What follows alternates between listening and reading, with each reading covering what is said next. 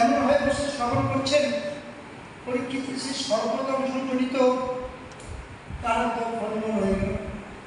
সেরকম ভগবত কথা যখন শ্রবণ করবেন, সৎসঙ্গে যখন থাকবেন, এমনভাবে শ্রবণ করতে হবে তন্ময় হয়ে যেতে হবে।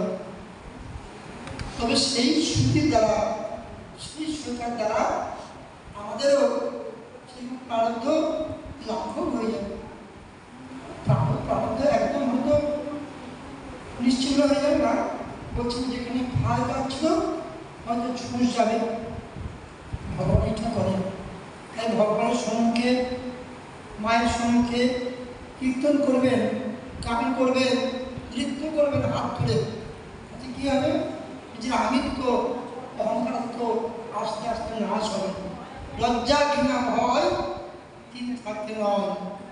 একটা স্মৃতি প্রসঙ্গবাদী লিখেছেন, ছয় গোস্বামী গোস্বামী ছিলেন না, হরি হরয়ে নম কৃষ্ণ যাদবায় নম মাধবায় আছে না, আমরা গান করি। সেই ছয় গোস্বামী ছিলেন শ্রী গোস্বামী কৃপা। কিন্তু গ্রন্থে লিখেছেন, কে সদস্য সম্মুখে নৃত্য কীর্তন করতি যত তৎক্ষণাৎ ফলমাপ্তি লভতে পরম পদ। যারা ভগবানের সম্মুখে নৃত্য করেন, গান করেন, ভগবান তৎক্ষণাৎ সন্তুষ্ট হন। আর তাকে কী দান করে? সে কী লাভ করে না, লভতে পরম পদ। সে পরম বস্তু ঈশ্বর লাভ, তিনি পরম লাভ করতে পারেন।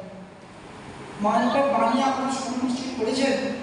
মা বলছেন, রুচি হোক বা রুচি না হোক, সব সময় নাম নিতে থাকবে। মায়ের বাড়িতে লিখে আছে, দেখবেন, রুচি হোক